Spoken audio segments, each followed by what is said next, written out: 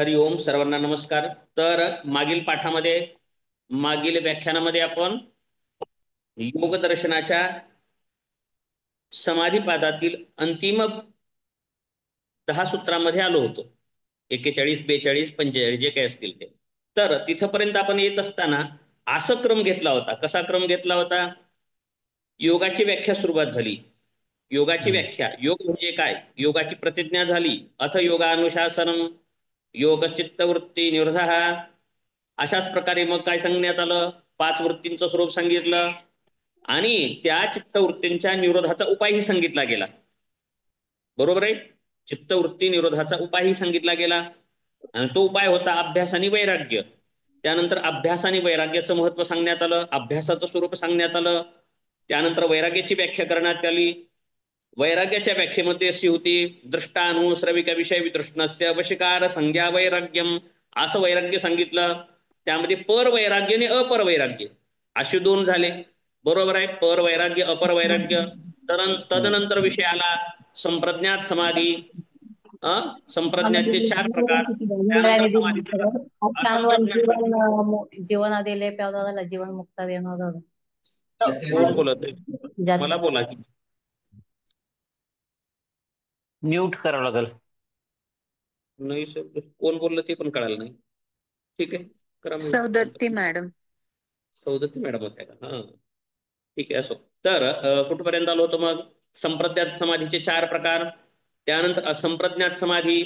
असंप्रज्ञात समाधीमध्ये उपाय प्रत्यय आणि भवप्रत्यय समाधी. भवप्रत्यय समाधी प्राप्त करणारे 2 योग्यांचे प्रकार. योजनाताई, कोणते 2 प्रकार?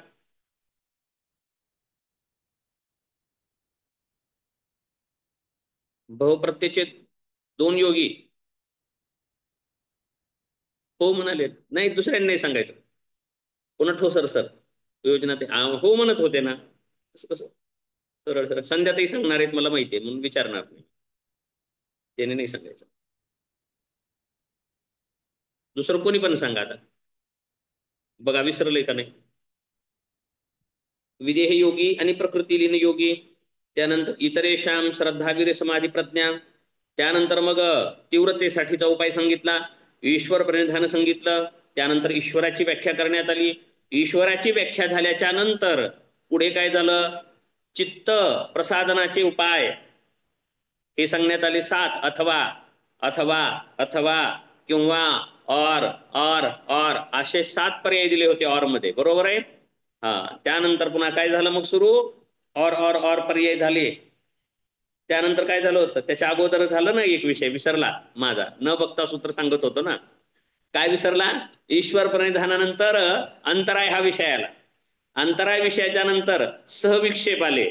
सहविक्षेप गप्पाच्या नंतर चित्त प्रसादनाचे उपाय आले आणि तिथून पुन्हा और मध्ये 7 उपाय सांगण्यात आले. आणि त्यानंतर पुन्हा काय विषय सुरू झाला? कोणता विषय सुरू झाला? 41व्या याला समापत्ती. समापत्ती काय सुरू झाला होता? समापत्ती. ठीक आहे, 5च मिनिटात, जास्त वेळ नाही घेतला मी. एवढे सूत्र असेच तुम्ही पण असंच क्रमाने पाठ करा. मात्र अशाच क्रमाने पाठ करा. बरोबर आहे? 41व्या सूत्राला आलो आपण. आता काय आहे हे 41वं सूत्र जे समापत्ती सांगतं, तर हे समापत्ती म्हणजे काही आपत्ती नाही कोणती वेगळी, तर हे संप्रज्ञात समाधीचं स्वरूप सांगितलेलं आहे. इथे समापत्ती म्हणजे समाधीच.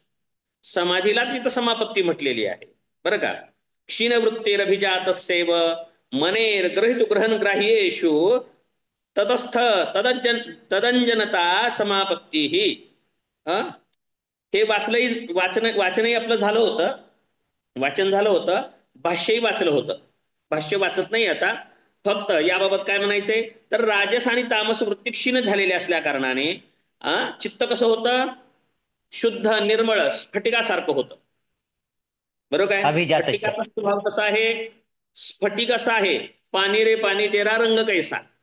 पण म्हटलं जिसमे मिलाया हो वैसा. जसं पाण्याला रंग नसतो परंतु तो रंग धारण करत असतो. पाण्याला चव, कडू, खारट, आंबट, तुरट काही असते का? नाही.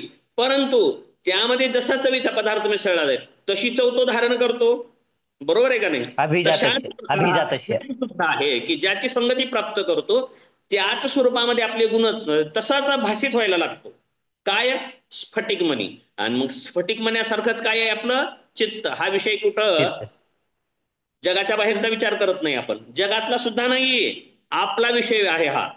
योग हा विषय आहे आमच्या काही आपला. कामाचा आहे असं नाहीये, हा विषय तर आपला आहे बर का. आपला म्हणजे आपल्या अत्यंत हृदयस्थ विषय आहे, जो मी आहे, जो आपण चित्ताद्वारे जो नित्य व्यवहार करतो, तो व्यवहार कोण करतं यासाठी आपल्याला चित्त कळालं पाहिजे. यासाठी म्हणून हे कशाबद्दल चालू आहे चर्चा, उशिरा जॉईन झालेल्यांना हे चर्चा कशाची चालू आहे प्रवीण सर, चित्तासंबंधी चर्चा चालू आहे. चित्त काय आहे, चित्त मन, मन काय आहे, मन कसं असतं, तर म्हणे स्फटिकासारखं असतं. इथपर्यंत विषय असा आला होता. स्फटिकासारखं म्हणजे कसं, पारदर्शक असतं, काचेसारखं म्हणूयात. आणखी पारदर्शक म्हणजे कसं, आरपार दिसणार, काचेमधून बाहेरची वस्तू दिसायला लागते, पाण्याच्या बुडाला काय येते तळाशी दिसायला लागतं, अशा प्रकारचं चित्त असतं. बरोबर आहे. तर अशी स्थिती झाल्या कारणाने बरं का, कुठं झालतो हा, तर ज्याच्या राजस व तामस वृत्ती क्षीण झालेल्या आहेत, अशा शुद्ध चित्ताचे अतिनिर्मळ स्फटिकमण्याप्रमाणे जीवात्मा इंद्रिय व भूतांच्या स्वरूपात स्थित झाल्यासारखे भासित होणे याला समापत्ती म्हणतात. स्वरूपात होणे म्हणजे कसं, मनेर ग्रहितू ग्रहितृ, ग्रहण आणि ग्राह्येषु म्हणजे ग्राह्य, ग्रहण आणि ग्रहिता अशा अर्थाने तो धारण करतो स्फटिकासारखं. म्हणजे ग्राह्य कशाला म्हणायचं आपण आता पुढे पाहूयात असते.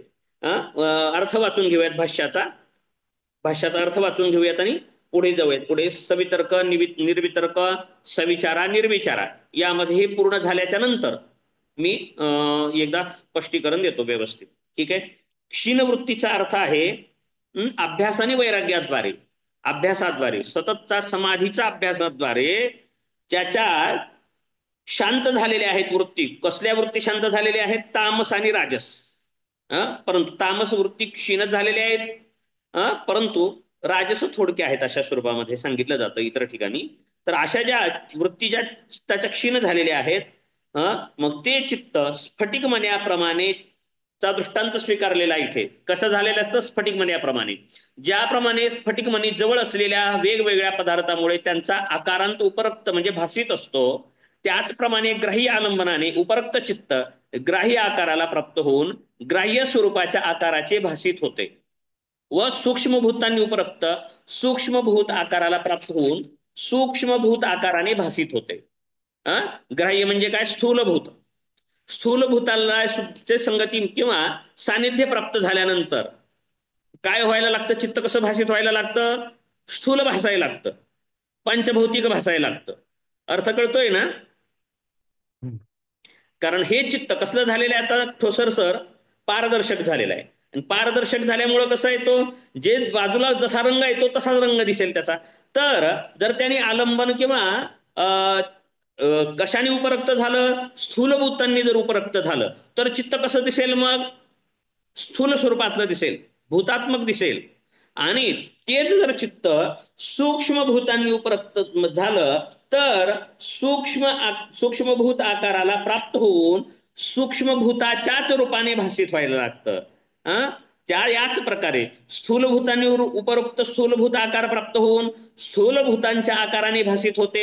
तसेच विविध मानसे इत्यादी म्हणजे आता काय असेल, प्राणी घटपट इत्यादी अचेतन पदार्थांनी सुद्धा उपरक्त झालं तर काय व्हायला लागतं, चित्त त्याच प्राणी पशु इत्यादी प्रमाणे सुद्धा चित्त भासित व्हायला लागतं. ठीक आहे, अर्थ कळालेला आहे. त्याच प्रकारे ग्रहण म्हणजे आता हे झालं ग्राह्य, आता ग्रहण सांगत आहेत. ग्रहण म्हणजे काय, अर्थात इंद्रिये त्यांना जाणले पाहिजे. ग्रहण आलंबनाने उपरक्त ग्रहणाच्या आकाराला प्राप्त होऊन ग्रहणाच्या स्वरूपाचा आकार भासित होतो व ग्रहितृ पुरुष जीवात्मा आलंबनाने उपरक्त ग्रहितृच्या आकाराला प्राप्त होऊन ग्रहितृच्या स्वरूपाच्या आकाराचा भासित होतो. तसेच मुक्त पुरुषाच्या आलंबनाने उपरक्त चित्त काय करतं, मुक्त पुरुषाच्या आकाराला प्राप्त होऊन मुक्त पुरुषाच्या स्वरूपाच्या आकाराचा भासित होतो. याच प्रकारे अभिजात म्हणजे कसं, शुद्ध मण्याप्रमाणे चित्ताची ग्रहितृ ग्रहण ग्राह्यामध्ये पुरुष इंद्रिय व स्थूल सूक्ष्मभूत त्यांच्यात स्थित होऊन जो त्याचा आकार ग्रहण करणे आहे ती चित्ताची तदाकार पत्ती. पत्ती म्हणजे काय, तदाकार पत्ती म्हणजे त्याच आकारामध्ये चालणारी प्रवृत्ती, तिलाच म्हणतात समापत्ती. अशी समापत्तीची व्याख्या केलेली आहे. संस्कृत भाष्य नको वाचायला ना? नको वाचायला, वाचलंय आपण, वेळ जाईल. ठीक आहे. तर आता थोडं आणखी परत सांगतो.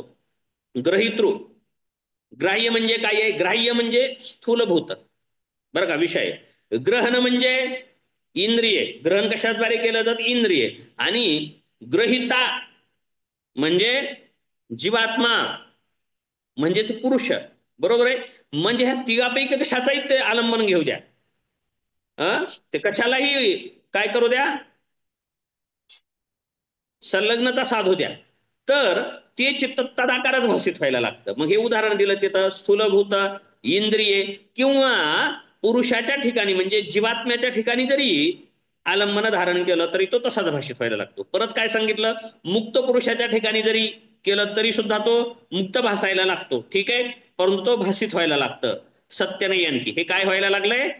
भासित. का व्हायला लागलं भासित? कारण चित्त कसं झालेलं आहे आता? स्फटिकमण्याप्रमाणे. आपण उदाहरण घेतलं होतं पावसाळ्यामध्ये काय झालेलं आहे? पाऊस पडलेला असतो, पाणी गढूळ असतं, नद्यामध्ये, नाल्यामध्ये, गटारामध्ये, आणखी विहिरीमध्ये पाणी साठतं. आणि त्यावेळेस पाणी कसं दिसतं? गढूळ दिसतं. पाणी वास्तवात गढूळ असतं का? नाही. पाणी गढूळ नसतं, पाण्यामध्ये माती असते, त्यामुळे ते गढूळ दिसतं, बरोबर आहे. पाण्यामध्ये माती मिश्रित झालेली आहे म्हणून गढूळ दिसतं. परंतु कालांतराने असं होतं की तेच पाणी, पाऊस थांबला, हळूहळू हळूहळू बुडाला माती जायला लागते. आपण पाहतो हिवाळ्यामध्ये विहिरीच्या ठिकाणी जे काही पडलेलं असेल बुडाला, पूर्वीच्या काळामध्ये घागरीने, कळशीने वगैरे वगैरे पाणी भरत असायचे. आणि कधी कधी मग घागरी पडायच्या पाण्यात, बरोबर आहे. हे उदाहरण जमतंय का कुणाला? जे ग्रामीण भागातील त्यांना कळत असेल. ज्यांनी कधी पाणीच भरलं नाही घागरींनी त्यांना काही कळणारच नाही काय म्हणलं ते. पण तेवढं तर माहीत असणार आहे, कारण सगळे वयस्कर आहेत, त्यामुळे कधी ना कधी थोडं तरी एवढं पाहिलेलं आहे कोणी. पुढच्या पिढीला नाही माहीत होणार. ठीक आहे, तर असं होतं पहा. ते हरवलेली जे घागर आहे, कळशी, अगोदर काहीच कळत नाही. परंतु हिवाळ्यामध्ये दसऱ्याच्या वेळेस पोहरा. दसऱ्याच्या वेळेस दिसायला लागतं. ठीक आहे ना? दसरा दिवाळीच्या वेळेस हो. बुडातलं सगळं दिसायला लागतं, बरोबर आहे. परंतु ते वर असतं का? नाही. वर पाणी आहे, ते बुडाला आहे, परंतु ते दिसत असतं. त्याच प्रकारे हे असं भासित व्हायला लागतं. ठीक आहे, कळालंय तुम्हाला? आता पुढे आता हे काय झालं? समापत्ती झालं. दीपाली ताई, मला इकडे मान हलवत आहेत का दुसरीकडे हलवत आहेत? घरी बोलत आहेत का इकडे? कळत नाही. असं असं केलात तुम्ही म्हणजे माझं कळालं नाही म्हणतात का? ठीक आहे, असो, चला, वेळ जाईल बोलत बसलो तर. ठीक आहे, चला. तर आता काय झालं? ही समापत्तीची व्याख्या केली. आता या समापत्तीचे प्रकार करतात. आता 42व सूत्र आहे. तत्र शब्दार्थ ज्ञान विकल्पैः संकीर्णा सवितर्का समापत्ती ही. त्या समापत्तीमधून जी शब्द अर्थ ज्ञान यांच्या भेदनयुक्त असते तिला सवितर्का समापत्ती म्हणतात. आता सवितर्का समापत्ती, आता आपण अगोदर पाहिलं समापत्ती. समापत्ती म्हणजे काय? शुद्ध स्फटिकाप्रमाणे होणे. आणि शुद्ध स्फटिकाप्रमाणे होण्याने काय होतं? तद्भासित होणे. जसं आलंबन असेल तसं भासित होणे, ही समापत्ती झाली. आता इथं सवितर्का म्हणजे कशी असेल? तर शब्द, अर्थ आणि ज्ञान याच्या भेदांनी युक्त असते, तिला सवितर्का. म्हणजे शब्द एक असतो, शब्दाला अर्थ असतो, आणि त्या अर्थाद्वारे ज्ञान प्राप्त होतं. हे 3 विकल्प आहेत. शब्द, बरोबर आहे. आता काही पण शब्द घ्या. एक शब्द उच्चार केला, गाय, गौ शब्द उच्चार केला. गौ शब्द उच्चार केला की आपल्याला काय दिसतं? गाय. गाय म्हणलं की 4 पाय, शिंग, दूध देणारी, कुणाच्या डोक्यात काळ्या रंगाची, कुणाकडे पांढऱ्या रंगाची गाय येईल, बरोबर आहे. अर्थ कळाला त्याचा आणि त्याचं ज्ञानही झालं. अशा प्रकारचे विकल्पयुक्त असते, भेद असणारी, त्याला म्हणायचं सवितर्का, म्हणजे वितर्का सहित असणारी समाधी. आता इथे भाष्य वाचतो.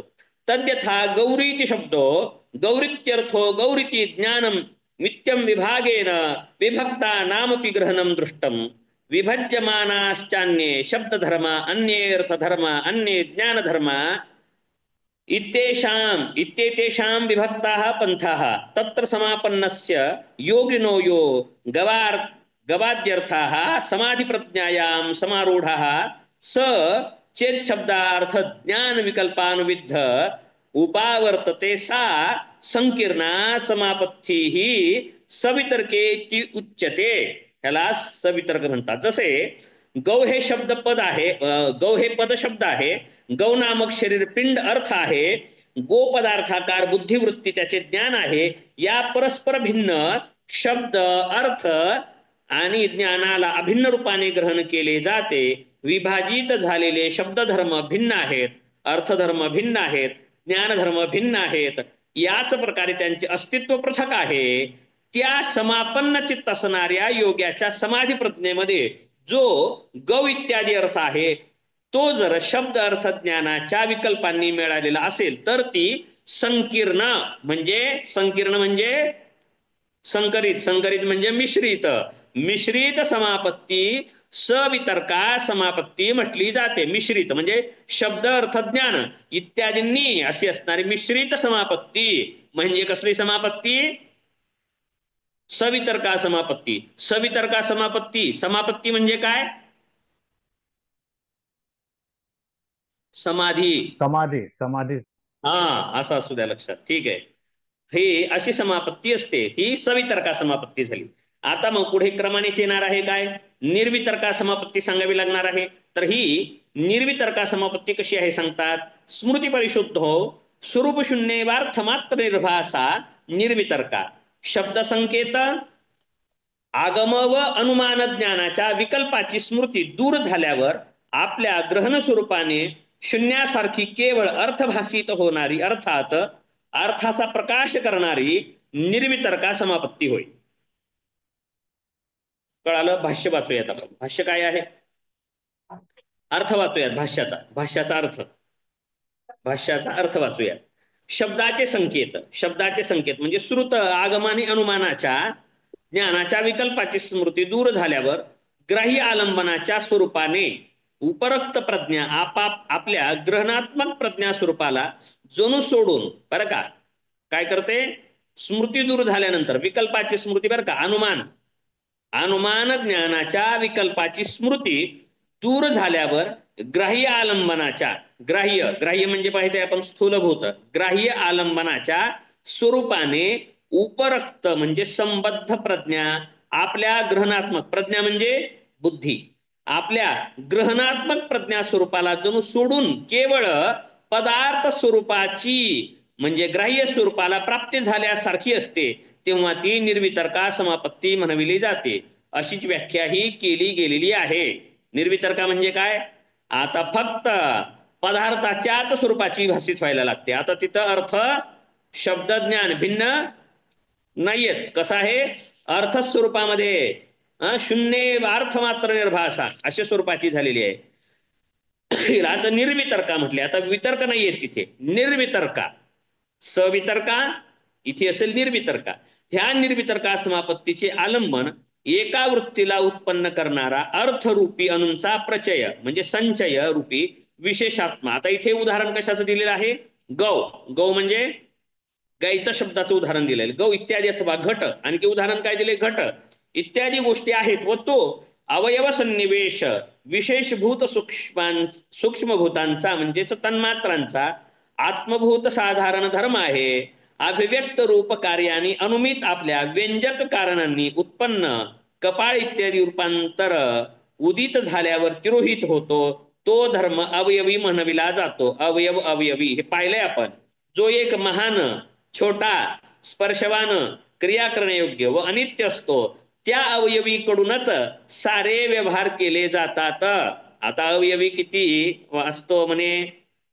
महान असतो किंवा छोटा असतो, स्पर्शवान असतो किंवा क्रियावान असतो व तो अनित्य असतो. त्या अवयवीकडूनच सारे व्यवहार केले जातात. व्यवहार कुणाकडून केले जातात? आता विषय ते बौद्ध हे विषय येतो इथे पुढे. बरोबर आहे. गेल्या वेळेस झालं होतं हे, लक्षात असेल तुम्हाला. कारण तिथे अवयवीच मानत नाहीत. बरोबर. हा विषय इथून येणार आहे. हे झालं होतं आपलं. ठीक आहे. तर अवयवी कडूनच सारे व्यवहार होतात. म्हणजे काय? लिंग आणि लिंगी किंवा अवयव अवयवी आणि धर्मधर्मी. धर्म म्हणजे काय? चिन्ह. धर्म म्हणजे काय? गुण. आणि ज्यांचे गुण आहेत, ज्याचे धर्म आहेत, त्याला म्हणायचं धर्मी. बरोबर आहे. हा, काय म्हणूया, कडू आहे, लय कडू आहे माणूस आपण म्हणतो. बरोबर आहे. कडूपणा त्याचा गुण आहे, म्हणजे तो काय आहे, तो चिन्ह आहे त्याचं. बरोबर आहे. पण कडूपणा धारण करणारा तो अवयवी आहे किंवा धर्मी आहे. त्याला आता गुण सांगितलाय म्हणून आपण धर्मी. हात, पाये, कान, नाक, डोळे हे काय अवयव आहेत. मग तो अवयव आहेत, परंतु अवयवी भिन्न आहे. ह्या अवयवांना धारण करणारा अवयवी आहे आणि तोच सगळ्या या व्यवहार करतो. कोण? अवयवी. अवयव नाहीत करत. ठीक आहे. आता ज्यांच्या मते, आता कुणाच्या मते, कुणाच्या मते, आता पुढचा पॅरेग्राफ कुणासाठी आहे? ज्यांच्या मते तो संचय, क्षणिकवादी, ज्याने आत्मा मानत नाही, त्यांच्या बाबत सांगत आहेत. ज्यांच्या मते तो संचय विशेष वस्तू नाही व सूक्ष्म कारण इंद्रियांनी अग्राह्य आहे, म्हणजे इंद्रियांनी सुद्धा तो अग्राह्य आहे, त्यांच्या मते अवयवी नसल्यामुळे, अतद्रूप प्रतिष्ठित असल्यामुळे मिथ्या ज्ञान आहे. ते काय म्हणतात, हे ज्ञान काय आहे? हे आपण कोणतं पण सांगितलं, वितर्का, वितर्क म्हणजे सवितर्क आणि निर्वितर्क, हे ज्ञानच कसलं आहे म्हणतात? मिथ्या. कोण म्हणतात? क्षणिकवादी, बौद्ध धर्मी. का म्हणतात? का म्हणतात क्षणिक? कारण ते म्हणजे आत्मा निरंतर बदलणारं तत्व म्हणतात ना. एक आत्मा पण सतत बदलतो असं ते म्हणतात. चित्तही क्षणाला बदलतं, आत्मा क्षणाला बदलतं, बदलते, नित्य नवी आहे प्रत्येक क्षणात. सगळं जगातच क्षणिकम, सर्वच क्षणिक आहे. तर त्यामुळे अतद्रूप प्रतिष्ठित नसल्या कारणाने याला ते काय म्हणतात? मिथ्या ज्ञान. या प्रकारे प्राप्त झालेले संपूर्ण ज्ञान नेहमी मिथ्या ज्ञानच असेल. तेव्हा विषयभाव असेल, तेव्हा विषयाभाव असल्यामुळे यथार्थ ज्ञान ही काय होईल? जे जे उपलब्ध असते ते ते अवयवीच्या रूपाने सांगितले जाते. त्यासाठी अवयवी असतो जो महत्व म्हणजे अनुत्व, एकत्व इत्यादी व्यवहारांना प्राप्त झालेल्या निर्वितर्का समापत्तीचा विषय बनतो. बर का? त्यासाठी अवयवी असतो जो महत्व, महत्व म्हणजे अनुत्व किंवा एकत्व इत्यादी गुणांनी, इत्यादी व्यवहारांना प्राप्त झालेल्या निर्वितर्का समापत्तीचा विषय बनतो. निर्वितर्का समापत्तीचा विषय बनतो कोण? अवयवी. असं इथे सांगितलंय. आणखी पुढे आता सांगितलं जाणार आहे. पुढे काय सांगतात? आता हे काय झालं विषय? सवितर्का, सवितर्का आणि निर्वितर्का समापत्ती सांगितली. अगोदर समापत्ती सांगितली. समापत्ती म्हणजे काय सांगितली? सांगितलेली व्याख्या थोडीच आहे, बाकीचे उदाहरणच जास्ती आहेत. आलं लक्षात? समापत्ती संबंधी व्याख्या मोजकीच आहे, उदाहरणच जास्ती आहे. ठीक आहे. पुढे आपण जाऊयात. आता निर्विचारा आणि सविचारा याबाबत विषय सांगत आहेत. 44व सूत्र. येत यैव सविचारा निर्विचाराच सूक्ष्म विषया व्याख्याता. व्याख्याता. या सवितर्का व निर्वितर्का समापत्तीच्या वर्णनानेच सूक्ष्म विषय असणारी सविचारा व निर्विचारा समापत्तीचे वर्णन समजले पाहिजे. सूत्रकारांनी कसं सांगितलं आलं लक्षात? इथे स्वतंत्रपणे सविचारा निर्विचारा का नाही सांगितली? काय म्हटलं? जसं सवितर्क आणि निर्वितर्क आहे, अशाच प्रकारे सविचार आणि निर्विचार आहे. फक्त बदल काय करायचा इथे? सवितर्का निर्वितर्कामध्ये संध्याताई काय करायचंय? फक्त बदल काय करायचं इथे? सूक्ष्म सूक्ष्म घ्यायचं. हा, फक्त सूक्ष्म घ्यायचे विषय.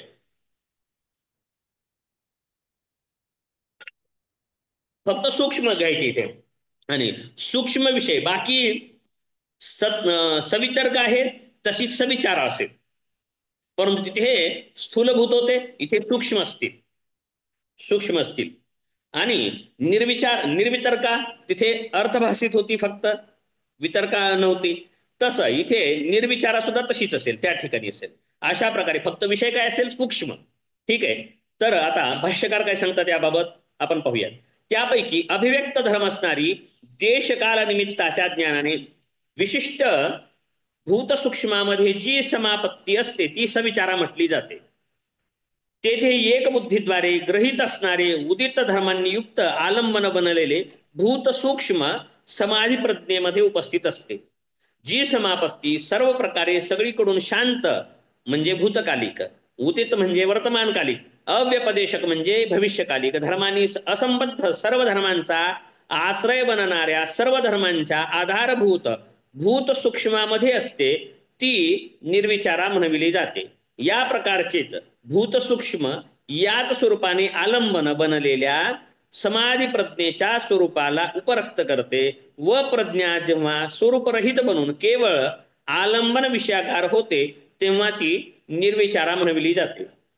त्यापैकी स्थूल वस्तूविषयीच्या समापत्ती सवितर्का निर्वितर्का आणि सूक्ष्म वस्तूविषयीच्या सविचारा व निर्विचार असतात. या प्रकारे या दोन्ही म्हणजे कोणत्या निर्वितर्का निर्विचारा मध्ये निर्वितर्केद्वारे विकल्परहिततेचे केलेले आहे. संस्कृत वाचायचं का थोडी चर्चा करूया. वाचलं होतं आपण 45 पर्यंत आलो होतो आपण, हे एवढं झालेलंच होतं आपलं. हा नाही पुढचंही झालं होतं, अलिंग चालिंग पर्यवसानम इथपर्यंत आलो होतो का पुढेही गेलो होतो कदाचित. हा सबी ताएव सबीज समाधी हेही झालं होतं आपलं सूत्र. 48व्या सूत्राकडे गेलो होतो आपण. नाही 47 48 काहीतरी गेलो होतो तिथपर्यंत. ठीक आहे चला.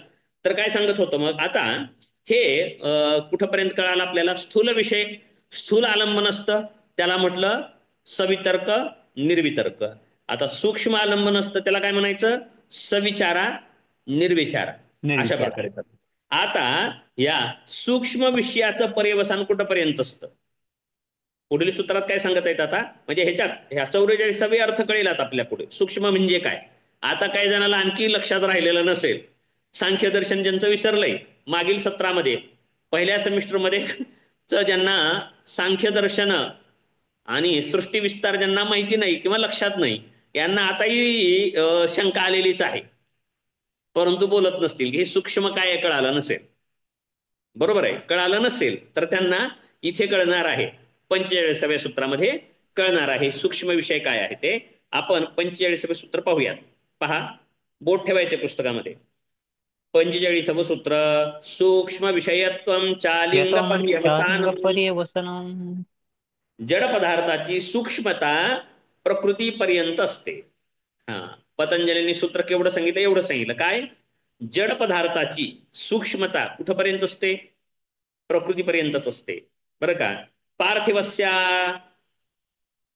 पार्थिवस्यानोर गंधतन्मात्रम सूक्ष्मो विषयाः आप्यस्य रसतन्मात्रम तैजसस्य रूपतन्मात्रम वायवीयस्य स्पर्शतन्मात्रम आकाशस्य शब्द तन्मात्रम इति तेषाम् अहंकाराः अस्यापि लिंगमात्रम सूक्ष्मो विषयः लिंगमात्रस्यापि लिंगम सूक्ष्मो विषयः न चालिंगात् परम सूक्ष्मम अस्ति नन्वस्ति पुरुषाः सूक्ष्म इति सत्यम यथा लिंगात् परमलिंगस्य सौक्ष्म्यम न चैव पुरुषस्य किंतु लिंगस्यान्वयी कारणम पुरुषो न भवति हेतुस्यो भवति इति अतः प्रधाने सौक्ष्म्यम निरतिशयम व्याख्यातम. पार्थिव अणूंचा सूक्ष्म विषय काय असतो पृथ्वीचा अणूचा सूक्ष्म विषय काय असतो गंध तन्मात्रा. त्या सांख्य दर्शन आठवा बरं का. जलीय अणूचा सूक्ष्म विषय काय असतो रसतन्मात्रा. तैजस अणूंचा सूक्ष्म विषय काय असतो रूपतन्मात्रा. वायवीय अणूचा सूक्ष्म विषय असतो स्पर्श तन्मात्रा. आकाशीय अणूचा सूक्ष्म विषय असतो शब्द तन्मात्रा. त्यांचा म्हणजे तन्मात्रांचा आता काय घेऊयात आपण ठोसर सर. पाचही महाभूतांचा सूक्ष्म विषय काय असेल पंचभूत हे स्थूल असतील. ठोसर सरांनी सांगायचं. हा अहंकार नाही भूतांचे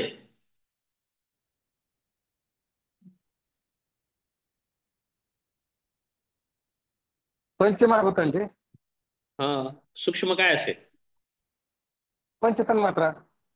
हा पंचतन्मात्रा म्हणजे काय काय? शब्द, स्पर्श, रस शब्द, रूप, रस रस आणि गंध. गंध. तर कोणत्याची कोणतं आहे ते आता इथे सांगितलंय, ते लक्षात ठेवायचं आपण. शब्द गुणाचा, स्पर्श गुणाचा, रस, रूप, गंध इत्यादी इत्यादी इत्यादी. ठीक आहे. मग ठीक आहे, या भूतांचा सूक्ष्म पंचतन्मात्रा आहे. आता या तन्मात्रांचं नक्की सूक्ष्म काय आहे? पंचतन्मात्रा सूक्ष्म अहंकार. अहंकार आहे. हा, वा, छान. अहंकार. अहंकाराचं सूक्ष्म काय आहे? महत. महत बुद्धी.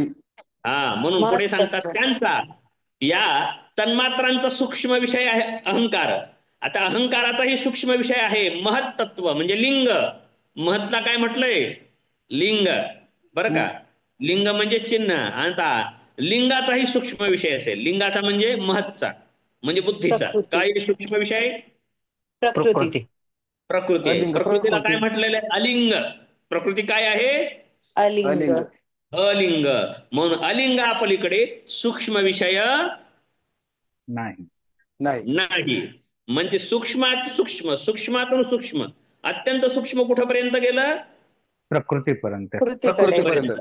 हा, म्हणजे प्रकृती सूक्ष्मच आहे सांगतो. बर का? आपण जे पाहतो तिथे प्रकृती प्रकृती प्रकृती म्हणतो, प्रकृतीचे चिन्ह पाहतो. प्रकृती कुठे सांगा मला? प्रकृती कुठे आहे? प्रकृती काही प्रकृती म्हणून आपण या प्रकृती नाही सगळ्यांमध्येच दिसत. प्रकृती आहे. सर्वांमध्येच आहे ना प्रकृती. इथंच आहे प्रकृती. प्रकृती म्हणजे काय आहे सांगा? अवयवी झाली, अवयवी. अवयवी. हा, छान. हा, बरोबर आहे. म्हणून तो सूक्ष्म आहे. बरं का? हे प्रकृतीचे गुण आहेत, ते गुणाद्वारे ते व्यक्त झालेली आहे. प्रकृती अव्यक्तच आहे. बरं का? प्रकृती ही अव्यक्त आहे. तिला आणखी नाव अव्यक्त सुद्धा आहे. म्हणून प्रकृती दिसत नाही, प्रकृतीचे गुण दिसतात. हा. बरं का? सूर्याचा प्रकाश होय, सूर्य नव्हे ते. प्रकाश म्हणजे सूर्य नाही. प्रकाश हा सूर्याचा गुण आहे. गुण आहे. उष्णता हा सूर्याचा गुण आहे. गुण आहे. सूर्य इतर वस्तू आहे, तसं प्रकृती ही सूक्ष्म आहे. बरं का? म्हणून प्रकृती दिसत नाही, म्हणून तिला अव्यक्त म्हटलेलं आहे. मग ती व्यक्त होण्यासाठी कशाद्वारे होते? स्थूलाद्वारेच व्यक्त होते, गुणाद्वारे व्यक्त होते. आणि दिसतात ते गुणाद्वारे जाणली जाते. प्रकृती सुद्धा सूक्ष्मच आहे. प्रकृती सुद्धा सूक्ष्मच आहे. ठीक आहे, हे इथून कळालेलं आहे. म्हणजे सूक्ष्म विषय, सूक्ष्म सूक्ष्म सूक्ष्म कुठपर्यंत सूक्ष्म होतात? प्रकृतीपर्यंत. प्रकृतीपर्यंत. म्हणजे आपल्याला काय आलं लक्षात इथे? स्थूल भूतांमध्ये काय होतं ते? वितर्क, सवितर्क आणि निर्वितर्क. आणि आता सूक्ष्म विषयामध्ये कोणती असते? सविचार, निर्विचार. सविचार आणि निर्विचार. सविचार, निर्विचार कुठपर्यंत जाऊ शकते? प्रकृतीपर्यंत. सूक्ष्म सूक्ष्म सूक्ष्म, यापेक्षा सूक्ष्म, त्यापेक्षा सूक्ष्म, प्रकृतीपर्यंत म्हणजे अलिंगापर्यंत. अशा प्रकारे असेल. आता एक राहिले पॅरेग्राफ वाचायचा. याबाबत अशी शंका आहे की अलिंगापलीकडे सूक्ष्म विषय पुरुष आहे, हे सत्य आहे. ज्या प्रकारे लिंगाच्या पलीकडे अलिंगाची सूक्ष्मता आहे, त्या प्रकारे पुरुषाची सूक्ष्मता नाही. पुरुष लिंगाचे उपादान कारण नसतो, परंतु निमित्त कारण असतो. यासाठी मुख्य प्रकृतीमध्ये निरतिशय सूक्ष्मतेचे विवेचन केलेले आहे. इथपर्यंतच का केलेलं आहे? कारण तो कशाचं काय उपादान कारण नाही. नसतो, नाही, उपादान कारण नाही. म्हणून. ठीक आहे. आता पुढे आता हे समाधी किती कळाल्या? सविचार, निर्विचार, सविकल्प, निर्विकल्प. हा, आता यासाठी सांगतात 46 सूत्र. ता म्हणजे या, त्या म्हणजे त्या, या आता सांगितलेल्या या समाधी, ता एव ह्या सर्व आता सांगितलेल्या सबीज समाधी, या सर्वच सबीज समाधी आहेत योजनाताई. या सगळ्यात समाधी कोणत्या आहेत? संप्रज्ञात म्हणायचे आता. समाधी आणि समापत्ती गोंधळ व्हायचा नाही. आलं लक्षात? इथं समाधी म्हणलं हे कुणाचं सांगितलं ना आधी कुणाचं सांगितलं आता? असं व्हायला नकोय. काही जणांना तर असं सुद्धा आहे बरं का, MA योगा झालेले असतात, master of arts in yoga झालेत बरं का, आणि त्यांना पातंजल योग दर्शन आणि योगशास्त्रच माहित नाही बरं का. असं सुद्धा कन्फ्युजन खूप जणाला. म्हणून मी असं सुद्धा सांगतो, योग दर्शन, पातंजल योग दर्शन, योगशास्त्र आणि योगसूत्र हे सगळं एकच आहे असं सांगावं लागतं. आलं का लक्षात? म्हणून पुढच्याला काहीच कळत नाही असं सांगितलं पाहिजे तुम्ही पण. कळतंय असं समजाय नाही पाहिजे. कारण पुढच्याला कधी कधी लाज वाटत असते. आपण कसं म्हणावं म्हणाय पाहिजे, पण मला कळालं नाही असं म्हणलं पाहिजे. काही जण लाजतात. सगळे हो म्हणाले, सगळेजण मान हलवायला लागलेत आणि आपणच एकट्यानं जर काहीतरी म्हणलं तर आपल्याला हसतील म्हणून कोणी कोणी सांगत नाही बरं का. काय अपेक्षा करतात, दुसरं कोण तर म्हणावं, दुसऱ्यानं कोणतरी विचारावं आणि आपल्याला प्राप्त व्हावं असं असं असतात ते. ठीक आहे, असो. तर आता ह्या कसल्या समाधी आहेत, ताएव सविजः समाधी ही. त्या चारही समापत्ती सवितर्का, निर्वितर्का, सविचारा, निर्विचारा यात सबीज म्हणजे बाह्य वस्तू आलंबन असणाऱ्या समाधी आहेत. आता भाष्यकार सांगतात, व्यासजी काय सांगतात आता, ताश्च तस्त्राः समापत्तयो बहिर्वस्तु बीजा इति समाधिर अपि सबीजाः तत्र स्थूलेर्थे सवितर्को निर्वितर्काः सूक्ष्मेर्थे सविचारो निर्विचार इति चतुर्धोपसंख्यातः समाधिर इति. ह्या चार समापत्ती ध्येयाच्या रूपात बाहेरच्या वस्तूचे आलंबन करणारे आहेत. त्यामुळे समाधी ही सबीज असते. त्यात स्थूल अर्थात, स्थूल विषयात म्हणजे सवितर्क निर्वितर्क, सूक्ष्म विषयात म्हणजे सविचार निर्विचार समाधी असते. या प्रकारे समाधी चार प्रकारची म्हटली जाते. हे समाधी किती प्रकारची म्हणली गेलेली आहे, चार प्रकारची. अगोदर एक चार प्रकार आले होते. आले होते. भाव प्रत्यय नाही, वितर्क विचारा, वितर्क संप्रज्ञात आलं लक्षात. त्यातल्याच दोन्हीला घेतल्यात पहिल्या आणि त्याच्यामध्ये स आणि न असं लावून, एक सकारात्मक एक नकारात्मक लावून चार केल्यात. बरोबर आहे, दोन्हीचे चार केल्यात. वितर्कानुगत आहे त्याच्यातच काय झाल्या, सवितर्क निर्वितर्क झाल्या. दुसरी कोणती संप्रज्ञात समाधी होती, कुडके सर, संप्रज्ञात मध्ये दुसरी कोणती होती, वितर्क विचारानंद विचारानुगत. विचारानुगतचे दोन प्रकार केले. कसे, सविचारा निर्विचारा. आलं लक्षात, सविचारा निर्विचारा असे चार केलं, दोन्हीचे चार झाले इथे. ठीक आहे. आता पुढे सांगतात या समाधीमुळे, आता कोणत्या, आता आणखी पुढे सांगतात, आता ह्या चार समाधीचा विषय कशाचा चालू आहे, म्हणजे सूत्रकार हे कालच म्हणलो आपण, परवा जे बोललो होतो 2-2.5 तास, त्यामध्ये काय म्हटलं, सतत नामाचं वर्णन न करण्यासाठी काय केलं जातं, सर्वनामाचा वापर केला जातो. बरोबर का, हो नाही. तसं सूत्रग्रंथाचं एक वैशिष्ट्य असतं, पाल्लाळ लावून सांगत नाही. सूत्रकार कसं करतात, पाल्लाळ लावत नाहीत, शब्द जास्त वापरत नाहीत, कमी शब्दात सांगतात आणि त्यामुळे गोंधळ होतो. कुणाचा गोंधळ होतो, अल्पबुद्धीचा. म्हणून मी सुरुवातीला फिलॉसॉफी, भारतीय दर्शन, इंडियन फिलॉसॉफी शिकवत होतो गेल्या सत्रात. त्यावेळी सुरुवात केली होती मी. कशी सुरुवात केली होती बघा, वेद उपनिषद, बरोबर आहे, प्रस्थानत्रयीचं केलं होतं विषय. तर वेद हा विशिष्ट अधिकाराचा विषय येतो असं बोललो होतो, बरं का. उपनिषद कुणाचा एक विषय आहे, अधिकाऱ्यांचा विषय आहे. आणि सूत्रग्रंथ कुणाचा विषय आहे, सर्वांचा. नाही, शब्द वापरला होता मी तिथे, संध्याताई तर सांगू शकतील कदाचित. सूत्रग्रंथ विद्वानांचा, पंडितांचा. पंडित शब्दाचा नाव अर्थ आहे पंडानाम बुद्धी, ज्यांची बुद्धी विकसित झालेली आहे, बरं का, त्यांना म्हणायचं पंडित. पंडित म्हणजे काय, पंडा म्हणजे बुद्धी, आणि ज्यांची बुद्धी विकसित झालेली आहे त्याचं नाव पंडित. आणि ज्यांची बुद्धी विकसित झालेली पंडितांची, त्यांचा विषय आहे हा. कारण थोडक्यात बोललेलं कळत नाही, ते पंडित नसतात, बरोबर आहे. ते हे आता ते म्हणजे काय, ता एव. आता इथे किती ठिकाणी आलेले, ता, वा, एवढंच येतं, वा. खूप छोट्या छोट्या शब्दामध्ये बोलतात योजनाताई. म्हणून सूत्रकारांची भाषा ही पंडिताची आहे आणि आपण अभ्यास करत आहोत, मग पांडित्याचा अभ्यास करत आहोत, म्हणजे सूत्रग्रंथ अभ्यासत आहोत. म्हणून थोडा तर त्रास होणारच आहे ना. जर सहज कळालं असतं, सहज कळालं तर मग काही व्हॅल्यू तर असेल का, नाही ना, बरोबर आहे. म्हणजे आपण गहन विषय अभ्यास करत आहोत, पंडितांचा विषय अभ्यास करत आहोत. ठीक आहे. तर त्यामुळं इथे समजून घ्यावं लागणार आहे. काय समजायचे, विषय कशासाठी बोललो मी हे. आता पुढील सूत्र कशाबाबत बोलत आहेत? मग या 4 समाधीबाबत बोलत आहेत. म्हणजे 4 समाधीपैकी ही शेवटची समाधी सांगितली, आता ह्या सबीज समाधी सांगितली आणि त्याचं आता फल सांगत आहेत. आता काय सांगत आहेत? त्याचं फल सांगत आहेत. काय फल सांगत आहेत? निर्विचार वैशारद्ये अध्यात्म प्रसाद.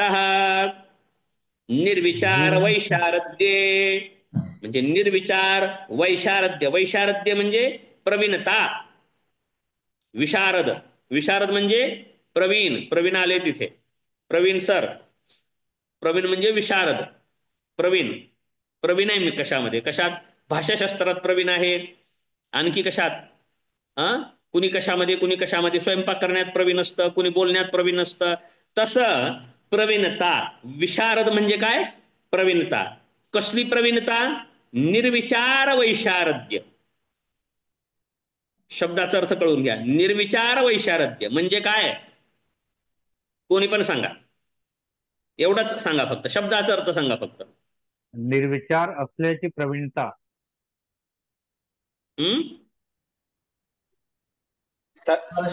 In all the things like सगळ्यामध्ये विचार शून्य होण्याची प्रवीणता.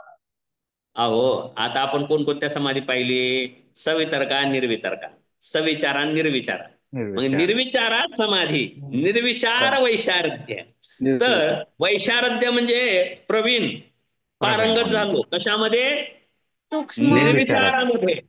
निर्विचार नावाची जी समाधी आहे ती यामध्ये प्रवीण झालो. बरोबर आहे. आता तुम्ही तारेवर चालायला आता शिकलात तुम्ही, असं म्हणल्यासारखं प्रवीण झालात.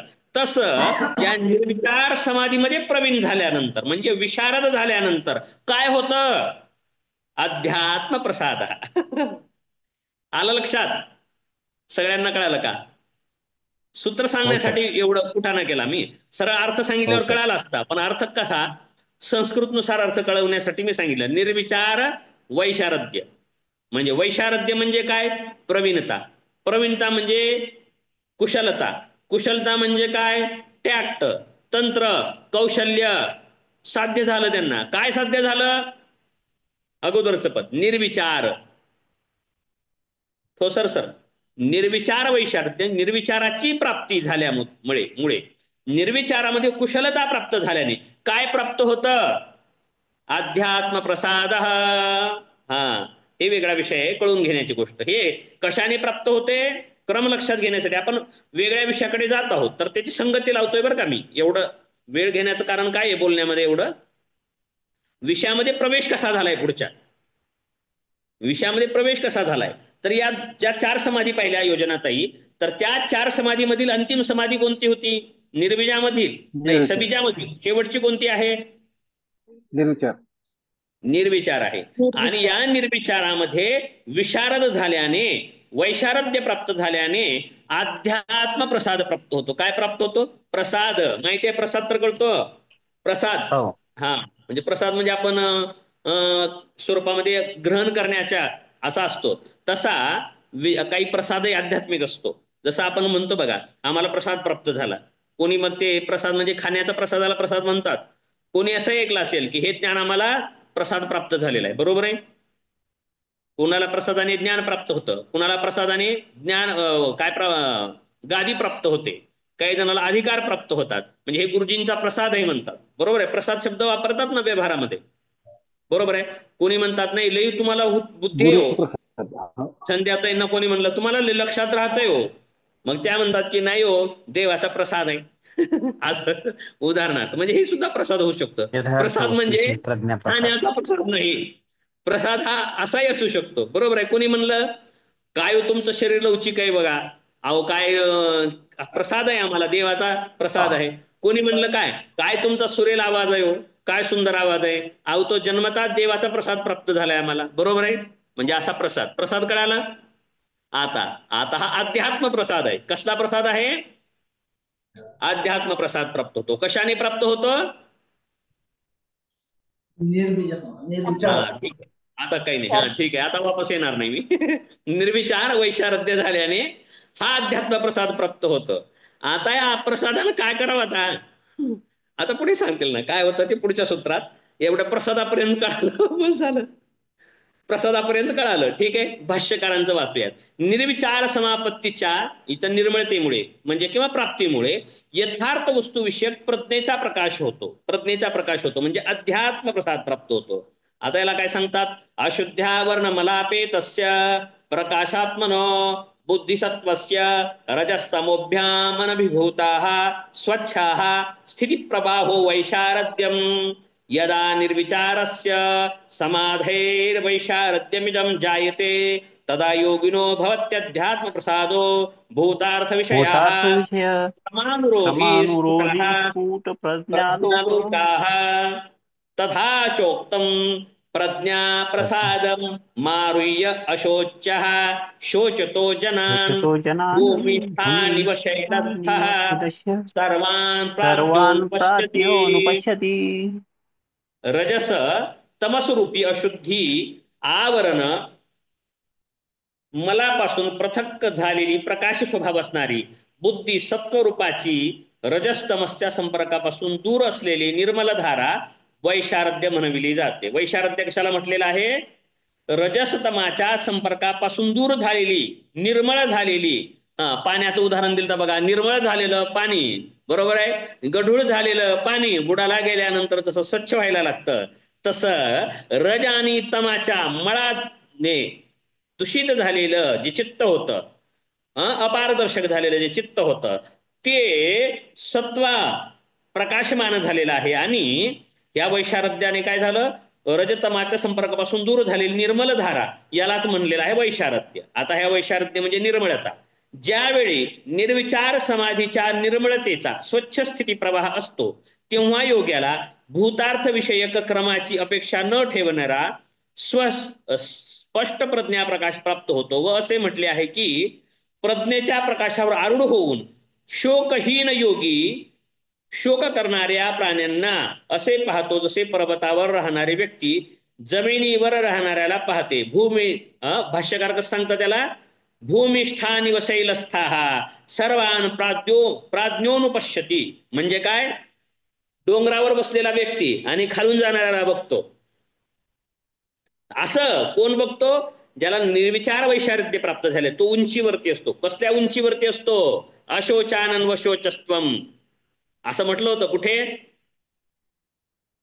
भगवद्गीतेच्या दुसऱ्या अध्यायातील 11वा श्लोक बघा. अशोचानन व शोचस्त्वम प्रज्ञवादांश्च भाषसे गतासु न गतासूंश्च नानुशोचन्ति पंडितः. पंडिताची व्याख्या केली होती तिथे भगवान कृष्णांनी. काय केली होती? जे गेलेल्यांचा आणि जाणाऱ्यांचा शोक करतात ते पंडित नसतात. बरोबर आहे. मग इथे बुद्धी विकसित झाली आहे म्हणजे आता काय झाले? पंडित झालाय तो. आणि पंडित झालाय म्हणजे काय करतोय तो? शोक करत नाही. गीतेचा समन्वय सापडला बरं का. बघा, संपूर्ण समन्वय लावत चला बरं का. अशोचानन व शोचस्त्वम इथे काय सांगितलं? शोक करणाऱ्या. तो तर शोक करतच नाही. कशाचा शोक करत नाही? मेलेल्याचाही शोक करत नाही. कारण आपण पाहिलंय, शोक करतो, रडतो, मेलेल्याला रडतो आणि हा उद्या मरतो. उद्या म्हणजे उद्या नाही, 10, 20, 25, 50 वर्षांनी. उद्या मरणारा आज मेलेला रडतो. बरोबर आहे. आज दुःखी झालेल्याबद्दल हा दुःखी होतो आणि हाही उद्या दुःखी होणारच आहे. बरोबर आहे. दुःखी दुःख्याला हे करतोय, परंतु हा होत नाही. कारण का? तर तो अध्यात्म प्रसादाने उंचीवरती पोहोचलाय. कशा उंचीवरती? जसं पर्वतावर बसून खाली फिरणाऱ्या लोकांना पाहिलं जातं तसा हा शोकरहित होऊन शोक करणाऱ्या लोकांना पाहत असतो असं सांगितलं. हे अध्यात्म प्रसाद प्राप्त होतो. हे कसला प्रसाद आहे? याच नाव अध्यात्म प्रसाद आहे. आता या अध्यात्म प्रसादाने निर्विचार समापत्तीने आणखी काय व्हायला लागतं? क्रम कसा आहे संध्याताई? वितर्क, सवितर्क, निर्वितर्क, सविचारा, निर्विचारा. निर्विचारानंतर अध्यात्म प्रसाद. अध्यात्म प्रसादातून आता काय होतं? प्रज्ञा प्राप्त होते. आता कसली प्रज्ञा प्राप्त होते? 48व सूत्र पहा. ऋतंभरा तत्र प्रज्ञा. आता प्रज्ञा ऋतंभरा नावाची प्रज्ञा प्राप्त होते. ऋतंभरा तत्र प्रज्ञा. आता इथे पण सांगितलं सूत्राची भाषा कमी असते. तत्र, तत्र म्हणजे कुठे? ज्यांना निर्विचार प्राप्त झाले त्यांना. विषय कशाचा आहे तो? निर्विचाराद्वारे ज्यांना अध्यात्म प्रसाद प्राप्त झालेला आहे त्यांना, ज्यांचा शोक नष्ट झालेला आहे त्यांना, बरोबर आहे. त्यांना काय प्राप्त झालं आता? प्रज्ञा. कसली प्रज्ञा? ऋतुंभरा. ऋतंभरा प्रज्ञा. आता ही ऋतंभरा प्रज्ञा काय असते पाहूया. ते ऋतंभरा निर्विचारा समापत्तीमध्ये प्रावीण्य प्राप्त झाल्यानंतर सत्य ज्ञानच धारण करणारी बुद्धी निर्माण होते. ऋतंभरा प्रज्ञेला काय म्हटलंय अर्थ करणाऱ्यांनी? सत्य ज्ञान धारण करणारी प्रज्ञा. म्हणजे या प्रज्ञेमध्ये असत्य ज्ञान येतच नाही. संध्याताई, या प्रज्ञेमध्ये असत्य ज्ञान येतच नाही. याच्याबद्दल थोडं विस्तार हे भाष्य वाचल्यानंतर सांगतो मी. याबाबत थोडंसं चिंतन करूयात आपण. काय सांगतात आता? तस्मिन् समाहित चित्तस्य या प्रज्ञा जायते तस्यार्थंभरेति संज्ञा भवति अन्वर्थाच सा सत्यमेव बिभर्ति न च तत्र विपर्यास ज्ञानगंधोप्यस्तिति तथा चोक्तम् आगमेनानुमानेन ध्यानाभ्यासरसेन च त्रिधा प्रकल्पयन् प्रज्ञां लभते योगमुत्तमम्. श्लोक सांगितलाय बरं का भाष्यकारांनी. श्लोक केला यासाठी बरं का. गद्यात सांगितलं आणि नंतर श्लोकात सांगितलं. कसं? आगमेन अनुमानेन, म्हणजे आगमाने आणि अनुमानेन ध्यानाभ्यास रसेन च त्रिधा प्रकल्पयन् प्रज्ञां लभते योगमुत्तमम्. बरं का. योगी वेदाचे पठन व श्रवण याद्वारे त्याच्या मनन व निध्यासनाद्वारे याद्वारे 3 प्रकारच्या बुद्धीने उत्तम योग प्राप्त करतो. आता अर्थ पाहूया त्याचा. समाहित चित्त असणाऱ्या त्या वैशारद्याच्या स्थितीमध्ये त्या प्रज्ञेची प्राप्ती होते त्या संज्ञेला ऋतंभरा म्हणतात. ती संज्ञा अनवर्थ अर्थाच्या अनुकूल आहे, सत्यालाच धारण करते आणि तेथे विपरीत ज्ञानाचा कोणताही अंश राहत नाही असे म्हटलेले आहे. ठीक आहे. आता याबाबत विश्लेषण करतो मी. म्हटल्याप्रमाणे विश्लेषण करतोय. कसं विश्लेषण करतोय? आता पहा, थोडं लक्ष द्या. आता ही प्रज्ञा म्हणजे काय? बुद्धी. बुद्धी 3 प्रकारची असते. 3 प्रकारे ज्ञान होतं. एक प्रत्यक्षाद्वारे, बरं का, त्याला म्हणायचं आपण एक प्रत्यक्षाद्वारे, एक अनुमानाने आणि एक शब्दाने. बरोबर आहे. 3च ज्ञानाचे माध्यम पाहिलेत ना आपण. प्रमाकरणम प्रमाणम. प्रमेयचं साधन म्हणजे प्रमाण आहे. ज्ञान त्याद्वारे होतं आपल्याला. मग अशा प्रकारे 2 प्रकारे आणखी सांगतील. 3 प्रकारचे अनुमान असतात. एक श्रुती प्रज्ञा, दुसरी अनुमान प्रज्ञा आणि तिसरी ऋतंभरा प्रज्ञा. 3 प्रकारच्या प्रज्ञा आता सांगतो. प्रज्ञा जसे ज्ञानाचे माध्यम सांगितले 3 प्रकारच्या प्रज्ञा. एक श्रुती प्रज्ञा. श्रुती प्रज्ञा, श्रुती म्हणजे श्रुती वाक्याद्वारे ज्ञान, म्हणजे वेदाद्वारे, शास्त्राद्वारे, पुराणाद्वारे, संत महात्म्य मुनी यांच्याद्वारे जे प्राप्त झालेले नाही याला कसली प्रज्ञा? श्रुती प्रज्ञा. बरं का. श्रुतीद्वारे कळालेलं आहे.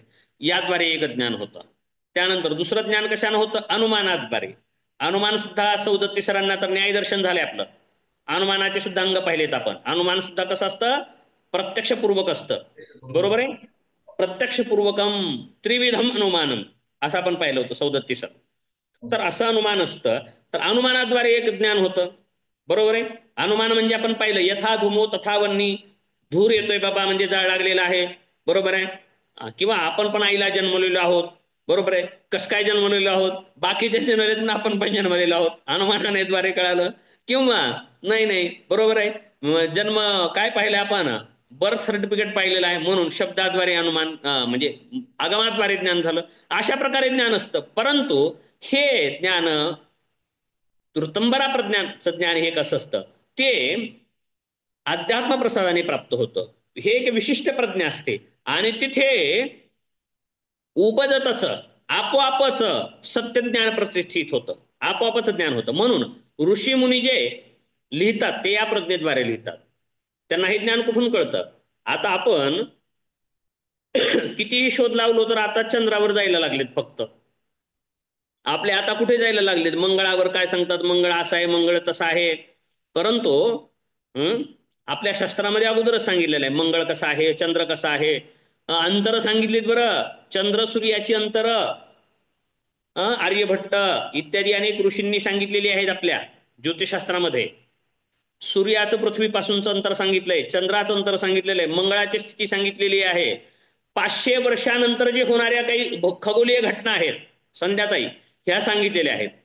माझं सुरुवातीला MA जिओग्राफीमध्ये झालेलं आहे, तर तिथे पेपर होता भौगोलिक विचारधारांचा विकास.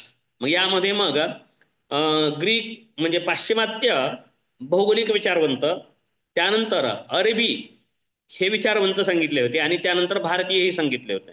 तर भारतीय विचारवंत एवढे पुढे होते की आज घडीला ज्यावेळेस विज्ञान एवढं प्रगती केलेलं आहे त्यावेळेस चंद्र सूर्याची अंतर त्याविषयी जी अनुमान सांगत आहेत ते अनुमान आपल्याकडे हजारो वर्ष अगोदर सांगितले, बरं का, हजारो वर्ष अगोदर सांगितलेत. आणि त्यावेळेस लोक काय म्हणत होते, हे आपल्या ग्रंथांना काय म्हणायचे, अंधश्रद्धा, पोथ्या म्हणजे अंधश्रद्धा म्हणले जायचे.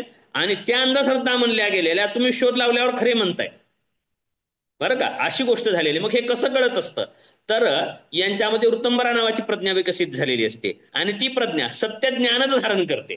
ती प्रज्ञा काय करते, सत्य ज्ञानच धारण करते. म्हणून आपले ऋषी मुनी म्हणजे आता म्हणतात विज्ञान प्रगत झालंय, प्रगत झालंय. प्रगत कशात झालंय, खड्ड्यात गेलंय. लोक म्हणतात विज्ञान प्रगत झालंय, प्रगत नाही झालं, ऱ्हासाला गेलेलं आहे, बरं का. पूर्वी असं होतं. आता आणखी एक सामान्यपणे सांगतो, आता इथे थांबायचं कारण उद्या आपला तास आहे ना, त्यामुळे हे पुढचे 2 सूत्र 49, 50, 51 3 सूत्र आपण उद्या घेऊयात.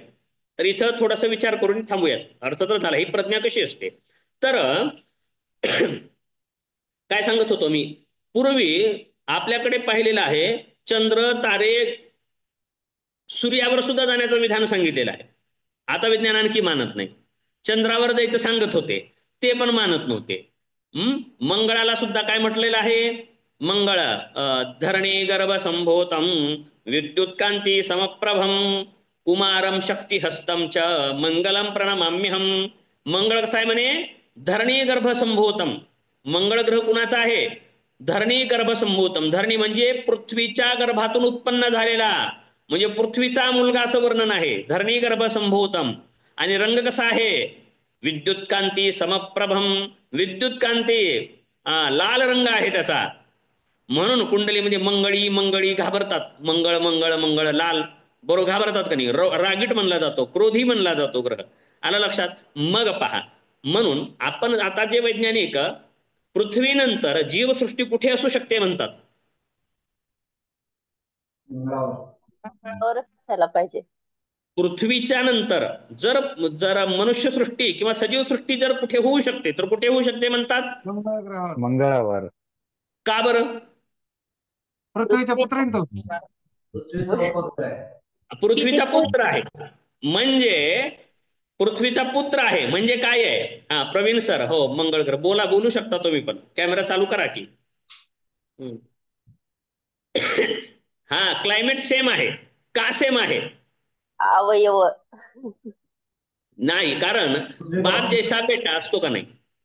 आपण म्हणतो मुलगा आईवर गेलाय, बापावर गेलाय, आज्यावर गेलाय, पंजावर गेलाय, मामावर गेला म्हणतात का नाही. म्हणजे गुणसूत्र येतात, म्हणजे पृथ्वीचा मुलगा आहे म्हणजे पृथ्वीचे गुण त्यामध्ये आहेत. काय काय गुण आहेत, तर बाकीचे ग्रह जाऊ द्या, हवामान तर जाऊ द्या तिकडेच, पाणी हवा सोडानंतरची गोष्ट आहे. अगोदर दिनमान रात्रिमान. दिनमान रात्रिमान कशाने ठरतं, परिवलन परिभ्रमण, नाही परिवलनाने दिनमान ठरतं. परिवलन म्हणजे स्वतःभोवती फिरणे, यामुळे काय होतं, दिवस आणि रात्र व्हावं लागेल का नाही. आणि आसाचे कलने, परिभ्रमण करत असताना पृथ्वीचा स्वतःभोवती कलतो आणि त्यामुळे काय निर्माण होतं, ऋतू निर्मिती होते. काय निर्मिती होते, ऋतूंची निर्मिती होते. त्यातून थंडी, उष्णता, पाऊस इत्यादी इत्यादी हवामान तयार होतं आणि त्यामुळे सजीव सृष्टी निर्माण होते. मग बाकीच्या ग्रहावर असं आहे पहा, परिवलनाचा सुद्धा कालावधी कित्येक वर्षांनी स्वतःभोवती फिरतो ग्रह. मग कसं होईल, मग जर समजा उदाहरणार्थ मला लक्षात नाही नेमकं काही, तर 6 महिने जर परिवलन परिभ्रमण होत नसेल, एका बाजूला सूर्यप्रकाशच होत नसेल, फिरतच नसेल स्वतःभोवती, तर काय होईल, अंधार कित्येक कालावधी राहिला तर बर्फ होईल तिथे. तिथे सजीव होऊ शकतात का. एकीकडे उष्णता अतिच वाढेल, पुन्हा गेलं की गेलं, इकडं थंडी इकडं गरमी अत्यंत होईल, राहू शकणार नाही. परत काही ग्रह गडगडत चालतात, घरंगळत चालतात. काही ग्रह कसे चालतात, परिवलन कालावधी परिवलन कालावधी खूप दीर्घ आहे, मोठा आहे. म्हणजे दिनमान रात्रीमान खूप मोठं आहे बरं का. आणि काही जणांचं पृथ्वीची म्हणजे पूर्ण सूर्याची परिक्रमा व्हायला कालावधी सुद्धा कित्येक शेकडो वर्ष जातात. मग त्या ग्रहावरती ठीक आहे का, नाही होऊ शकत. म्हणजे वातावरणच नाही, काहीच नाही. पण मंगळावरती हे आहे, हे आपल्या ऋषींनी आधी सांगितले. हे एक उदाहरण देतोय मी तुम्हाला, बरोबर आहे, उदाहरण देतोय. म्हणजे जर सजीव सृष्टी असू शकेल तर 24चा दसाचा दिवस आहे, तर मंगळाचा किती आहे तुम्ही शोधायचंय उद्या. मंगळावरचं दिनमान रात्रीमान शोधायचंय तुम्ही बरं का.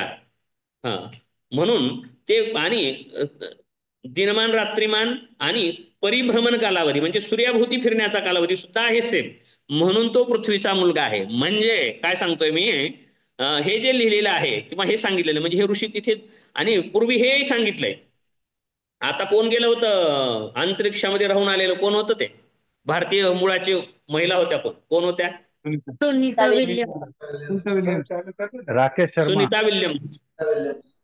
सुनीता हो, आधीच सांगायला लागलो तुम्ही वाटतं. मागच्या महिन्यात आल्या वापस.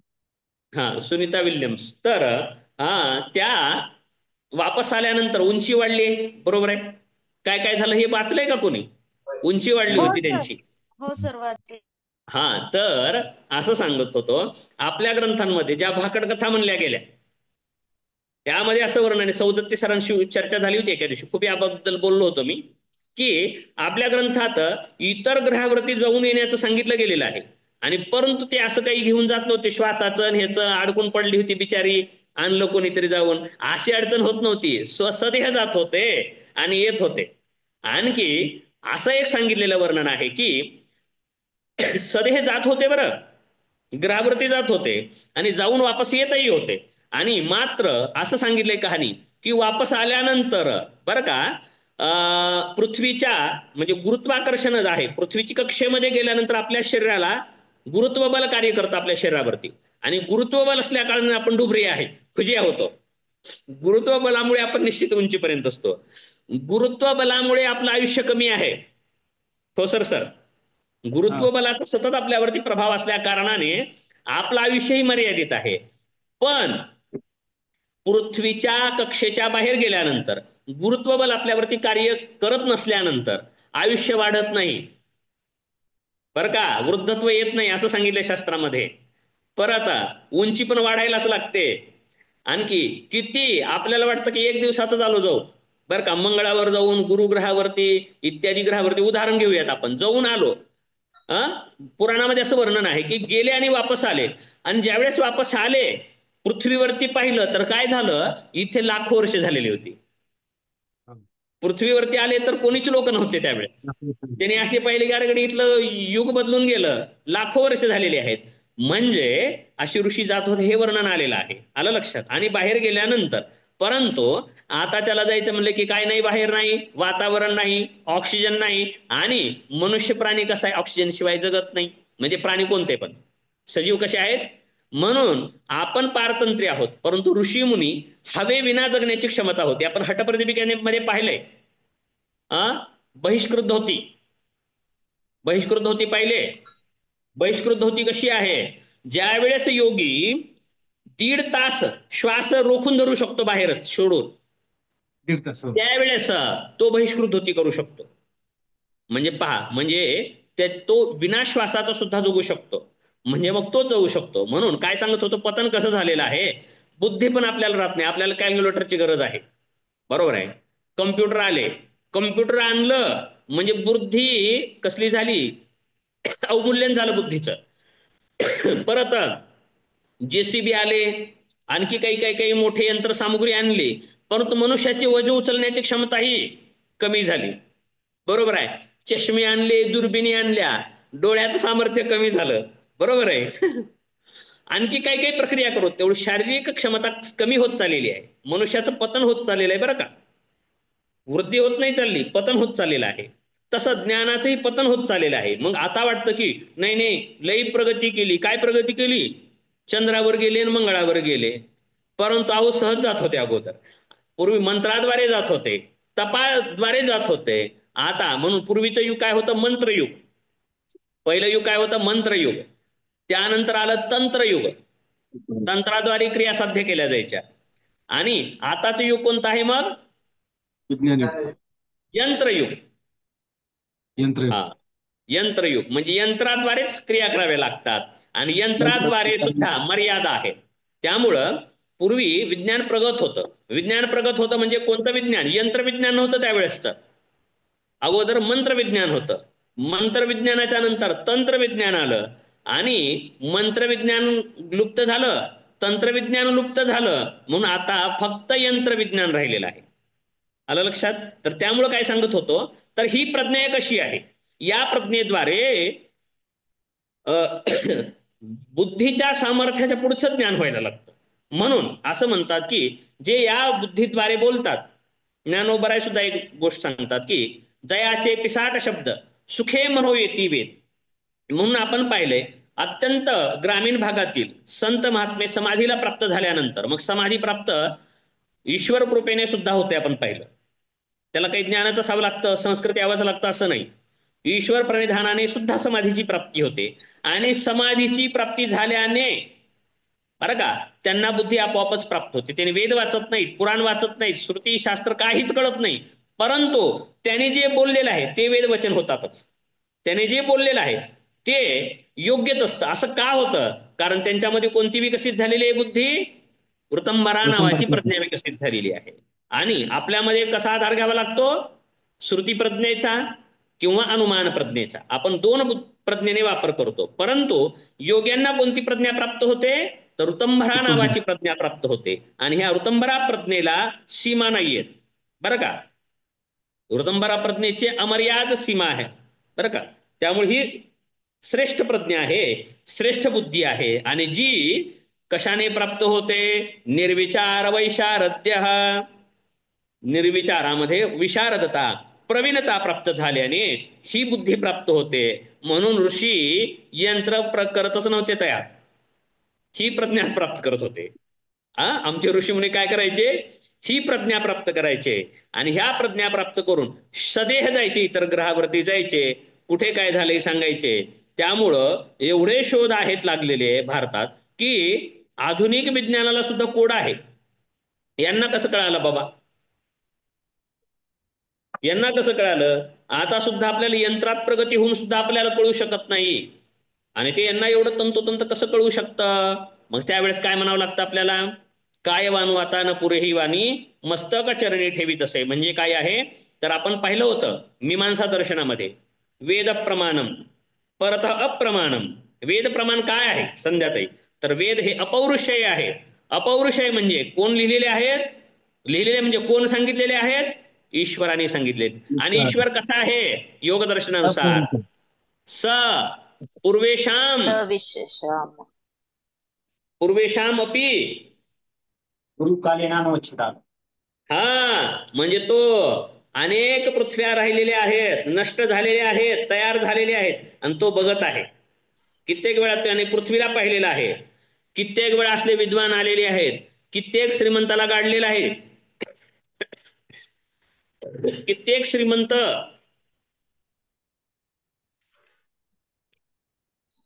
कित्येक सिकंदर, कित्येक विज्ञानी, कित्येक ऋषीमुनी, कित्येक ज्ञानी, कित्येक काय तपस्वी, कित्येक काय आणखी श्रीमंत, कित्येक दानशूर, कित्येक मोठे सत्ताधीश, हे सगळ्यांना बघितलेला तो दादा आहे.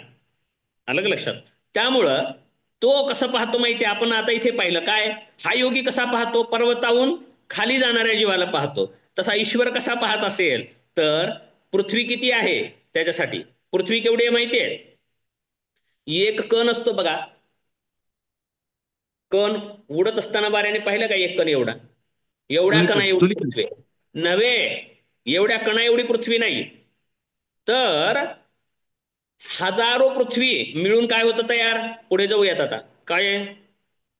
अनेक ग्रह मिळून काय बनतं? सूर्यमाला. सूर्यमाला. सूर्यमाला. अनेक सूर्यमाला मिळून काय बनतं? ब्रह्मांड. ब्रह्मांड. आकाशगंगा वगैरे वगैरे वगैरे आपण पाहिलंय. अशा आकाशगंगा सुद्धा ब्लॅक होलची प्रदक्षिणा करतात म्हणे. अशा कित्येक आकाशगंगा आहेत. आशाला एक काय म्हणतात, ब्रह्मांड म्हणतात. तर असे कित्येक ब्रह्मांड आहेत.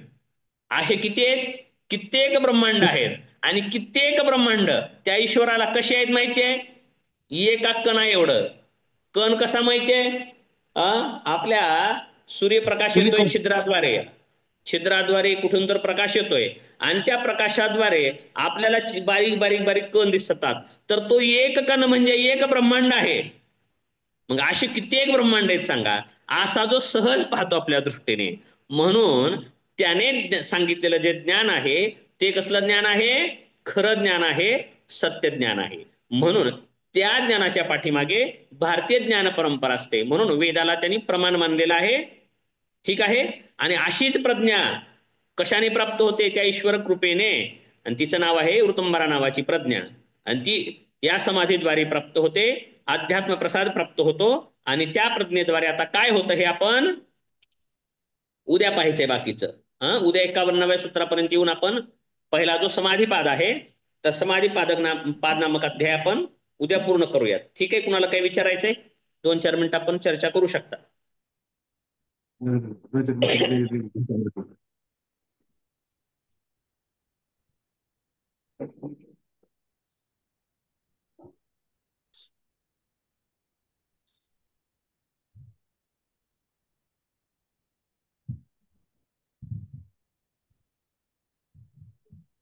ठीक आहे, थांबूया.